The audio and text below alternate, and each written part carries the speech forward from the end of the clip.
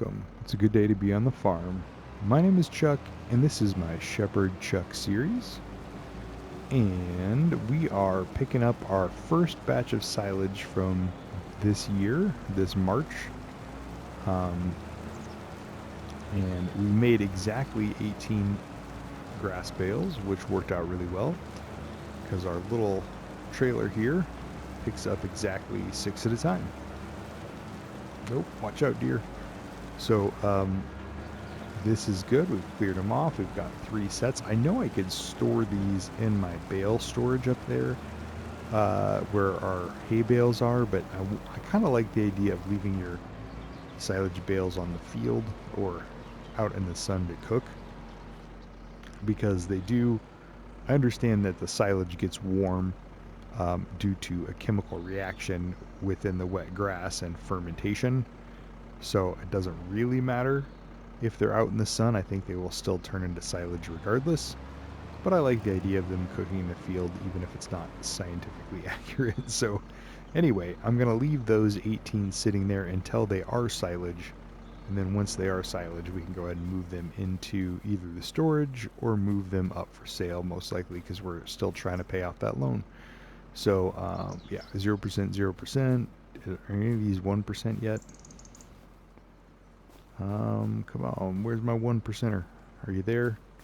Nope, we're too fast. They're all 0%. So anyway, those will take 3 months, I think, to turn into silage for us. I'm going to go ahead and leave the trailer up here by the bales because that makes the most sense. And then we're pretty much ready to move on to the next month. I think we've got enough food down here. Let's just check on our sheep one more time. And then go from there. And we already sold, in the last episode, sold our bales of wool. Yeah, this one still has 2,000 liters left. So they're doing fine, and they should have meadow grass at this point as well. Anyway, but things are going well. I'm excited. I just wanted to show you how much we got off that fully fertilized field for silage bales. So I'll check back with you guys later once I have more things going on the farm. But we're going to skip ahead a month or two and then do another cut. All right, see you later. Bye. All right, welcome back. I wanted to show you a couple of things on my way back from the town hall meeting that we just had up at the farmers market. The locals have been pretty impressed by the little sheep operation we've got going on here. So I brought the Zetter up to town to attend that meeting and bought a couple of things, including what you can see here, which is our round bale netting, which we needed for the last load of silage bales we got off, and more ran wrap that we use to wrap those bales. So there's a pallet. You can see both pallets we have refilled from. So we ended up buying some of that and reloading because our baler was out and our wrapper was out. And then we brought the Zetter up here to get it repaired. And so you can see that the maintenance on the Zetter is finally back to full. But what we just got out of was the town hall meeting where they decided to help us with the road. So as you can see, the road here has now been done. They've been very impressed by what's going on down in our land and the progress that we have made in the valley and the development that we're doing. So they decided to go ahead and pave the road for us here in April.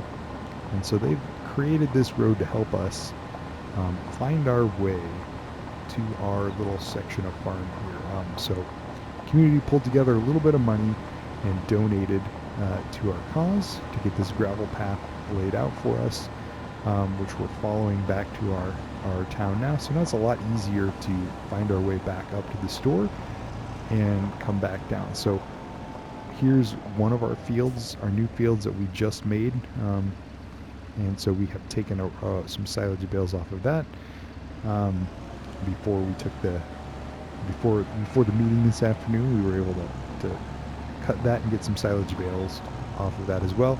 And then here's the last thing that they did for us in addition to the path is the nice citizens of our town decided that it was time for us to have some clean equipment, and so they donated this as well, this what do you call that? Power washer. Sorry, my mind went blank.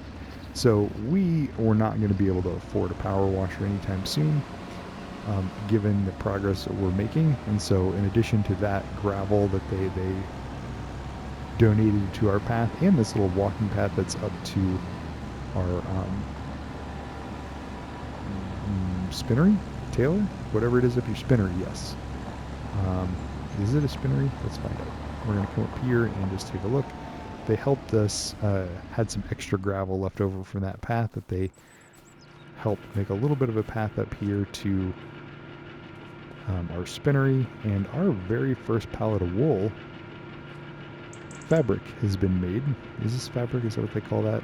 Yeah, 1,000 liters of fabric in all sorts of colors has came out of our little spinnery here. So altogether, the town is in support of what we've been doing here, and they pitched together, a couple of things for us, because had not washed our equipment in almost 2 years. It was looking pretty muddy and dank, and needed some TLC. So anyway, in the process of attending that town meeting, that they were telling us what they're going to be doing. So as you can see, here's the silage that we did wrap back in March. It's only 40% fermented so far, and then we did that extra 2 fields, and we were able to get another 2 full trailer loads. And this is where we ran out of round wrap, and we ran out of the green wrap that came with our bale wrapper. And so we've wrapped these last couple of bales. Our first 3 bales of white wrap came out in there, and we've got those bales fermenting up here. So this is our bale wrapper, and we can hold, I think, 6 or 8 little of these. And so 4 rolls, maybe it's only 4 rolls, I don't know. I see 5 there, but I think these 2 that are counted are not. So these 2 white ones on here are not counted in these ones that are standing right here. Anyway, so we bought some more equipment, or some supplies for our equipment, I should say, and the round wrap. So the round wrap went into here. Does it tell us how many rolls? Yeah, we have 1 roll stored and 1 roll used. And then we've got those there. And then you can see our bales off in the distance fermenting. So things are going well for us as we enter this year. And again, we've got the full amount of 3 generations in our pasture now. Let's just take one more quick look at that. I know we looked at it last episode when these Landerins lambs were born. They're now a month old. And we've got puberty here. These ones are almost grown up, and the reproduction 20% here and 60%. So we'll be fine sleeping a night, but these are some of the ones we're going to have to get rid of as well. 4. Oh yeah, that's what we did. So we sold off some sheep to pay for some of that stuff too. So because we only have 4 of these left, and that should be the right amount that we can now, when they do reproduce in a month or 2, we should be able to fill that up. So let's go ahead and sleep one night until May, and we'll see what happens there. So I know we're going to have 82 total sheep in our area, in our, I can't think of the words today, guys, in our pasture. So I want to see how many do we have total right now. Because that was another thing I did off camera. Always calculate that a little bit. Yeah, so we've got 69 out of 82. So we can take another 13. So when these ones here reproduce, that's not the number we're seeing here. Where is that productivity? Yeah, so not you guys. 13, 4.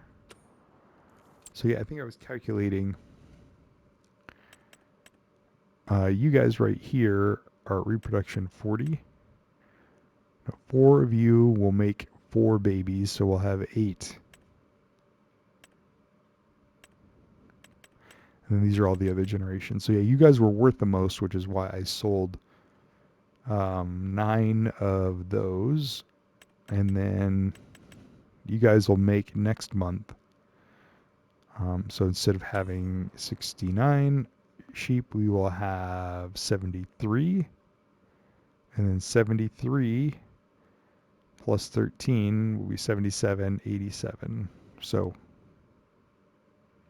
yeah, the math is not mathing for me, but I tried to sell some sheep so that when we reproduce, we'll still have room, but it looks like I might still be off. I might have to sell some of those other ones to make room. So let's just take a look at what we've got here.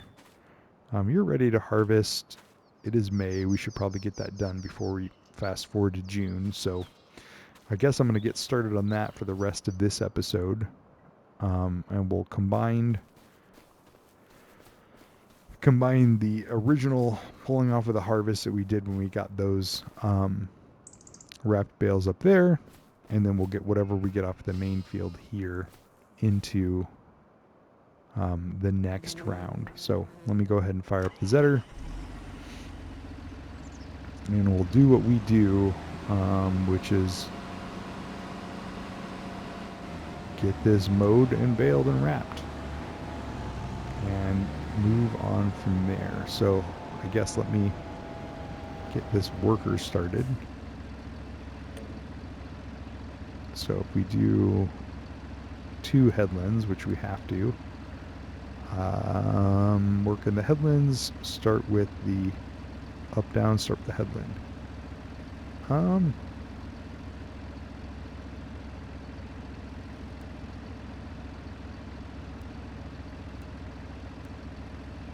Yeah, okay, that's fine. Go ahead and start with the headland. All right, so I'm going to take this tractor, our Massey Ferguson. We're going to grab a couple of other things, but we're going to start by just checking on the food supply, since we want to make sure we give that Zetter a little bit of a head start. So pop down here. Looks like we do have another 3,000 liters of wool and whatever's on this one to move as well. And then our food is 4,500 liters, which is fine. And here is our bale, which still has 2,000 liters left. So yeah, our grass is full, and our meadow is not full, but doing okay. So they are eating through the meadow. So we're going to have to start breaking into some of our saved hay bales up there as well here in a second. So it might actually, while we're letting the Zetter get ahead on the mowing, where is our trailer? I'm losing it, guys. I know it's around here somewhere. I didn't see it up there. Let me see if we left it down on one of these fields. So we're going to find our trailer. We're going to load that up with that wool. We'll take that wool somewhere.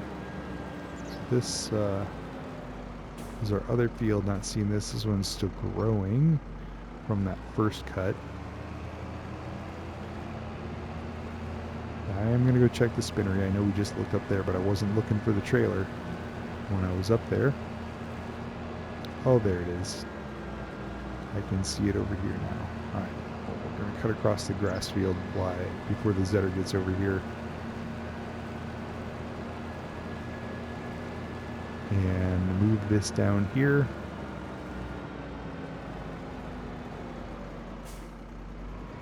And then we'll go ahead and get that wool loaded up.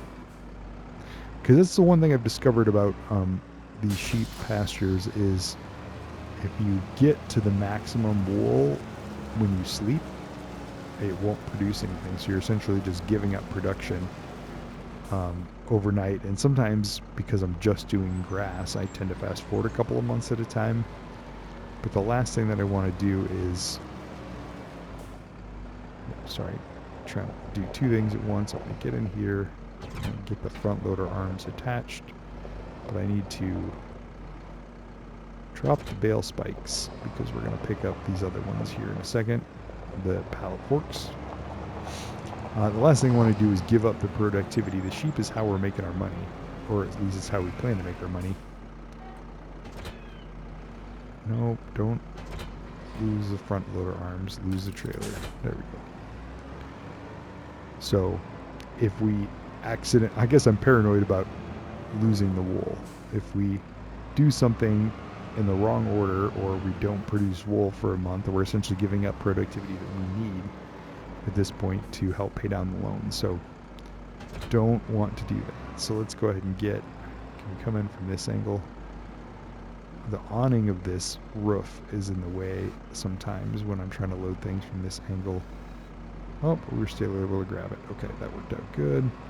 And I do need to flatten this still and get rid of that little tree, but we don't have a chainsaw yet because we haven't started doing our forestry quite yet. So we're going to come back here and drop the wool off, and maybe we'll come at it from the other angle if that little awning gets in the way. And then we'll get another load of silage bales going, and we'll be off to the races. So let's leave this one here. And that's basically what we're doing. We're going to let another generation of sheep come in, sell off the older ones that are now worth money. And again, we only paid, I'd have to go back and look, but something like 2,000 to 3,000 for those 13 sheep. I think 2,600 is coming to mind, but I don't know if that's the exact number. So we did that twice. So we only made or spent about 5,000 to 6,000 on the sheep. Oh no. And now we've got 80 or upwards of high 60s of sheep because we already sold some, but we're gonna have more babies, and the ones that we sold made us back the original investment. So all the sheep now are house money because they're free. I guess not free because we got to feed them, but the grass keeps regrowing and we don't have to replant it. And so we're kind of making profit more than we're investing into those things. The startup costs have already been paid of the pasture and of the first couple of generations of sheep. So at this point, all we're doing is letting that continue because we're just getting future free generations and feeding them with free grass from both the meadow and from what we're getting off of here now. So silage, we're basically becoming a silage farm, but the majority of our money is from previous investments made on sheep and the pasture and the reproduction of that. And then the wool is a similar sort of investment. Like our initial investment is done. Let me see if I can back out of here without hitting that fence again. And now I'm hitting the trailer. Okay, there we go. Tight corners here. Yeah, I got to do something about this loading area, but what I'm trying to say is our startup costs are pretty much done. We're not buying a new tractor anytime soon. We're not buying anything crazy for equipment-wise. We're just going to continue to reap the benefits of this until we can pay down the loan, most likely. And then, hopefully, we can expand either into a larger area. But with 3 grass fields, we're pretty much having to mow or do something like that every single month. Oh, I do love the front-to-back straps. We're really kind of triple netting this stuff in here, so that's pretty cool. Anyway, let's see how our production is going. We have 2,600 liters of wool, but we can hold 4,500 liters.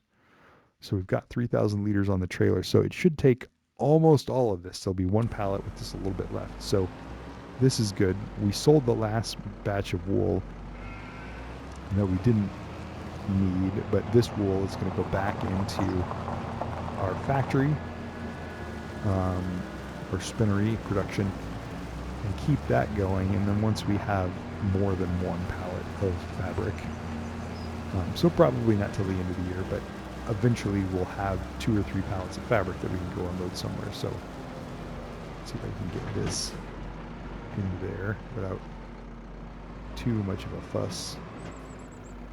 Okay. Oh, so it took, my math must have been off. We've got 1 full pallet. And I'm going to need this trailer for the silage. So let's go ahead and drop this here. And then we'll unload these. So I mean, this is basically what we're doing is working on keeping the wool going, keeping the sheep going, and profiting where we can. So I think we're about to really kind of take off here and loading the oops, and loading. We're about to take off with the money we're making on all of the sheep related stuff. I mean, it's the wool is making us money. The sheep themselves are reproducing and making extra sheep we can sell. And now we're getting fabric from the spinnery, and it's just we're going to make silage to kind of expedite that process. It's not the cleanest way to do it, but we got that loaded up. So I think it will take, we should probably push this a little bit farther in. Can we flatten it out? There we go. So both of these are in the zone. So it'll take that as it needs it and convert that to fabric, and then we'll go ahead and just start with our, let's see, windrowing and then our baling. So anyway, I'm going to cut the episode here because I'm not making any sense, I can tell. I'm rambling, but you'll see us here in late May when we're picking up the silage from this, and then in June when we're transitioning to the next couple of fields to start the same process over there. So appreciate you guys. Thanks for watching, and I'll see you guys in the next one. Have a good day. Bye-bye.